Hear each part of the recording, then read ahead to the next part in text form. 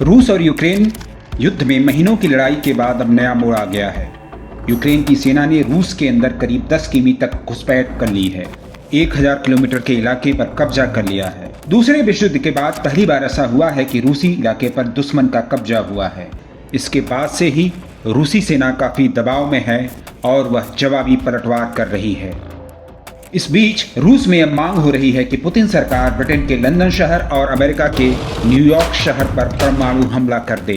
रूसी रक्षा विशेषज्ञ स्टानिस्लाव ने हाल ही में एक इंटरव्यू में मॉस्को से यह अपील की। उन्होंने कहा कि मॉस्को पहले से ही उत्तर अटलांटिक संधि संगठन यानी नाटो के साथ युद्ध कर रहा है। रूस को इसका जवाब पश्चिमी देशों के शहर लंदन और न्यूयॉर्क पर परमाणु बम गिरा कर देना चाहिए। अमेरिकी सेना में अधिकारी रह चुके रूसी अमेरिकी मूल के स्टानिस्लाव ने एक मीडिया कार्यक्रम में कहा कि अमेरिका रूस का दुश्मन है। रूसी जनता को अमेरिका नष्ट करना चाहता है। उन्होंने कहा कि अमेरिकी इंसान नहीं बल्कि पशु हैं। स्टानिस्लाव अभी अमेरिका छोड़ करके रूस में रहते हैं और वह अमेरिकी सेना में भी अधिकारी रह चुके हैं। उनका यह बयान ऐसे समय पर आया है जब रूसी राष्ट्रपति पुतिन यूक्रेन में युद्ध छेड़े हुए हैं। फरवरी 2022 में युद्ध शुरू होने के बाद अब यह लड़ाई बहुत खतरनाक मोड़ पे आ गई है। इस लड़ाई की वजह से पूरे यूरोप में दूसरे विश्व युद्ध के बाद सबसे बड़ा शरणार्थी संकट शुरू हो गया है। रूस से निपटने के लिए नाटो देशों अमेरिका, ब्रिटेन, जर्मनी जैसे देशों ने अरबों डॉलर के हथियार और राजनयिक समर्थन यूक्रेन को दिया हुआ है। यूक्रेन ने इन्हीं हथियारों के बल पर रूस के करीब 1000 किलोमीटर के इलाके पर कब्जा कर लिया है।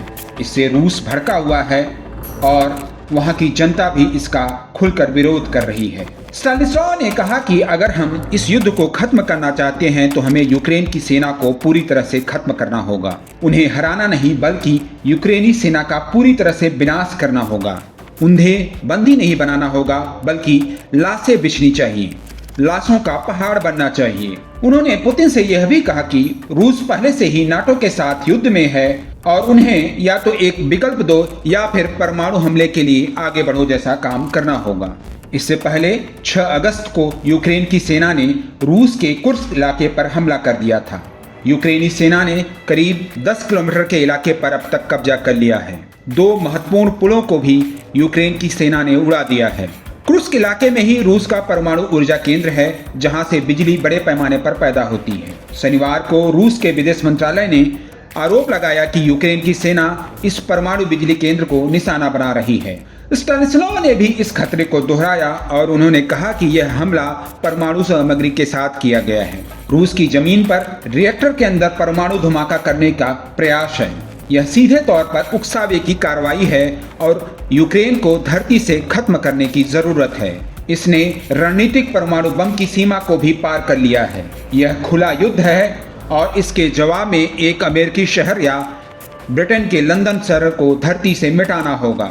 ये देश यूक्रेन को हथियार दे रहे हैं। रूसी विशेषज्ञ ने कहा कि पहले न्यूयॉर्क में परमाणु धमाका करके एक अमेरिकी शहर को नष्ट करना चाहिए। इसके बाद वॉशिंगटन पर धावा बोलना चाहिए। दर्शकों, आपको बता दें कि रूस के पास सबसे ज्यादा परमाणु बम हैं। इनकी संख्या 5580 है। वहीं दूसरे नंबर पर अमेरिका है और उसके पास 5044 एटम बम हैं। हाल ही में पुतिन के दोस्त बेलारूस के तानाशाह लुकाशेंको ने भी यूक्रेन के ताजा हमले के बाद परमाणु युद्ध की आशंका जताई है। नवभारत टाइम्स ऑनलाइन के लिए शैलेश शुक्ला की रिपोर्ट।